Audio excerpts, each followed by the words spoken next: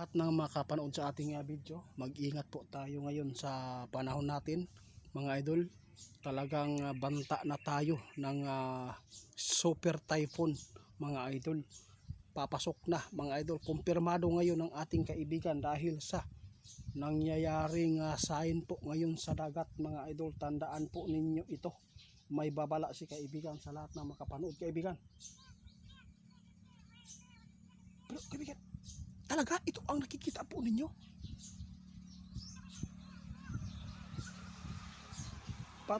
Guys, ingat-ingat po tayo ha. Maghanda po tayong lahat.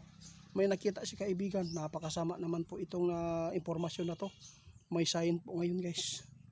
Kumpirma ng kaibigan na talagang makakasagupa ang Pilipinas ng malakas na bagyo. Mga idol, sana hindi mangyayari ito. Kung matulad sa Guam mga idol, yung lakas na yan, talagang napakaraming mamamatay. Maraming mga matutumba na mga kahoy at mayroon pong mga bahay na mawawasak at mayroon pang maaanod dahil sa sobrang lakas po ng ulan. Ito ang nakita ngayon ng ating kaibigan.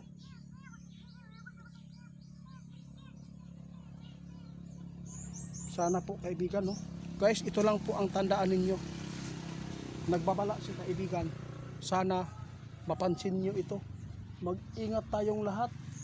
Sana po kung mayroon man pong makapanood sa atin na nakasagupa noong 2025 ha, ng malakas na agos ng tubig dahil sa bagyo at dahil sa ulan, mga idol, please lang, maawa kayo sa pamilya nyo. Lumikas kayo sa kaibigan, nagmamakaawa na. Oh, nakita ng ating kaibigan guys. Talagang sunod-sunod po ang bagyo. Ngayong bear month, talagang naninirikado na tayo mga idol. Kinumpirma na ng ating kaibigan ang kalikasan dahil sa nakita nila agad po silang nagpaabot sa ating ngayong araw na to.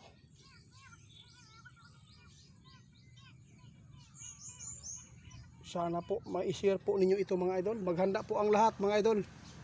Mayroon pong nakumpirma si kaibigan. Talagang papasok na ang malakas na super typhoon na bagyo sa Pilipinas. Maghanda tayo sa inangat ng Pasko mga idol ha, Disyembre. Yun po, napakaraming mga sakuna yan. Maraming mga kababalagan na nangyayari po dito sa atin.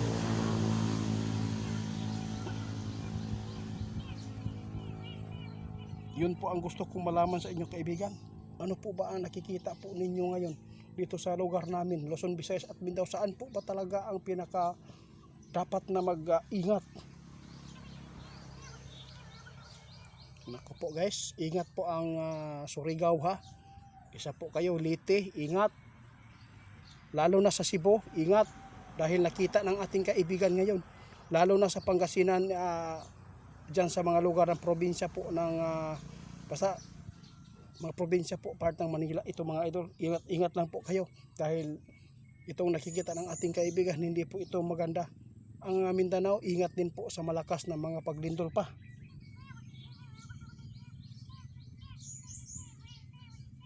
Oh, grabe naman tong impormasyon na to. Nababahala ako mga idol dahil si kaibigan nagbabala na.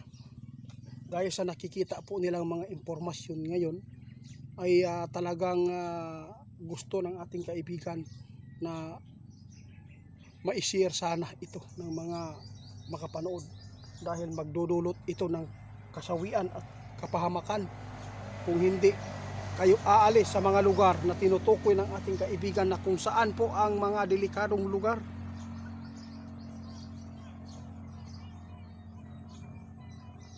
Oo nga. Kaya sinabi ng ating kaibigan guys, ang Luzon, Visayas at Mindanao, kailangan huwag magkampante. Huwag magkampante dahil nangyayari na po doon sa Guam ang pinakamalakas na bagyo. Sana hindi tayo matulad doon. Sana hindi matulad dito sa nangyayari noon mga idol, yung Yolanda.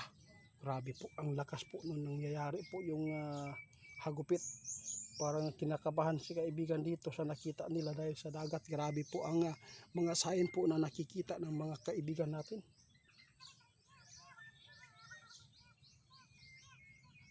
sige, sige. Sige, yun lang po daw mga idol. Yun lang po ang impormasyon. Kumpirmado na ng ating kaibigan na mayroon pong mga malalakas na bagyo dito sa Pilipinas. Mga idol, ingat tayo sa mga aksident mga idol. Sa kalsada talaga ang pinakamaraming disgrasya, lalo na sa mga magulang dyan. Huwag po tayo magkampante, no? Sa mga tao sinasaniban po ng jablo dahil napakarami na ngayon ang mga biktima. Guys, sana po lahat po tayo ay safe. Except na lang po ang mga kawatan sa gobyerno, kawatan sa Pilipinas. Sana sila lang po ang magsasuffer sana. Mga idol, maraming salamat mga idol ha.